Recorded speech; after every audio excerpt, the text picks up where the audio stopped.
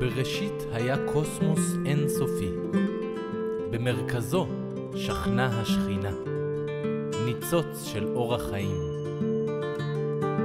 בחלוף הזמן האור גדל, התרחב ונהיה למארג שלם, החיים על פני האדמה.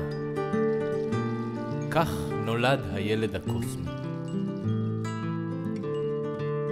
מסעותיו של הילד הקוסמי הראו לו אין ספור מקומות ונסתרות לחקור. לכל מקום שהלך ובאשר היה, נשא את אור הבריאה, את פלא היצירה ואת שמחת החיים הטהורה. מתחת כל אבן שהרים נגלה עולם ומלואו. החי והצומח הזכירו לו את מהות קיומו. וכל מפגש עם אדם אחר לימד אותו על עצמו. יום אחד נשבה רוח חזקה במיוחד. צלילים קסומים התנגנו במרחבי הטבע, ואל אוזני הילד הגיעה בקשה.